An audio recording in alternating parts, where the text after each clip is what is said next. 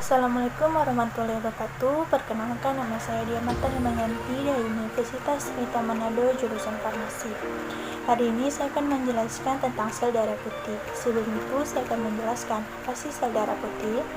Sel darah putih adalah sel yang membentuk komponen darah yang berfungsi untuk membantu tubuh melawan berbagai penyakit infeksi sebagai bagian dari sistem kekebalan tubuh.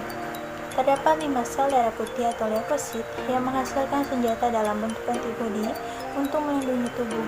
Ada juga fungsi sel darah putih yang hanya sebatas memberitahu pasukan penyerang bahwa penyakit telah terjadi. Ada beberapa jenis sel darah putih yang disebut granulosit atau sel polimonuklear, yaitu basofil, eosinofil, neutrofil. Dan ada jenis sel yang tanpa granula dalam sitoplasma yang disebut agranulosit, yaitu limfosit dan monosit. Saya akan menjelaskan jenis yang pertama, yaitu basofil. Basofil merupakan salah satu jenis sel darah putih yang memiliki peran penting sebagai bagian dari sistem kekebalan tubuh. Basofil bisa bekerja apabila terjadi alergi pada tubuh kita dengan cara mengeluarkan histamin dan kemudian pembuluh darah membesar. Fungsi dari basofil yang pertama, memberikan reaksi terhadap alergi dan reaksi terhadap antigen dengan cara mengaktifkan dan mengeluarkan histamin yang membuat terjadinya peradangan. Yang kedua, mencegah terjadinya penggumpalan pada pembuluh darah.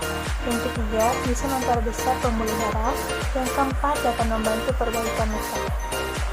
Jenis yang kedua ada eosinofil, merupakan sel darah putih yang memiliki jumlah 7% yang ada di dalam sel darah dan akan meningkat jika berhubungan dengan asma, alergi, dan juga demam.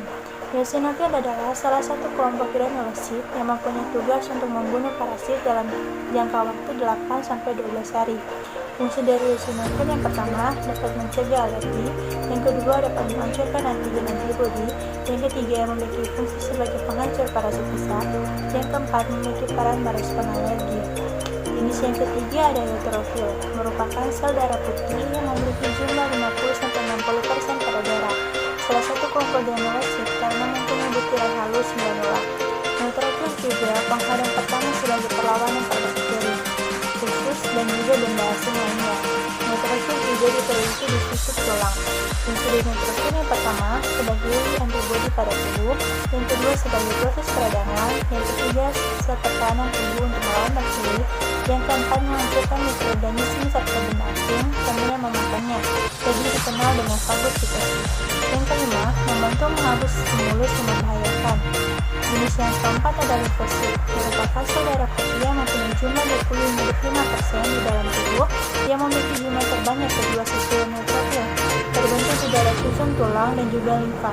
Fungsi dari limfosit yang pertama dapat menghasilkan antibodi, yang kedua dapat mengaktifkan sistem kekebalan tubuh, yang ketiga membuang bahan kimia dan dapat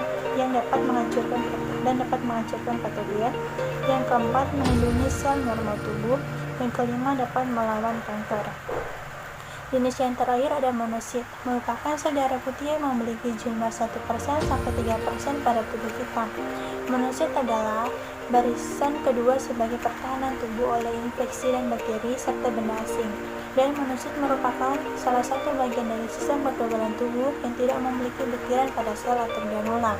Fungsi dari monosit yang pertama dapat menghancurkan sel-sel asing, yang kedua dapat mengangkat jaringan yang sudah mati, yang ketiga dapat membunuh sel kanker, yang keempat berguna sebagai pembersih dari fagositosis yang dilakukan oleh neutrofil, yang kelima merangsang sel darah putih yang lain untuk melindungi tubuh.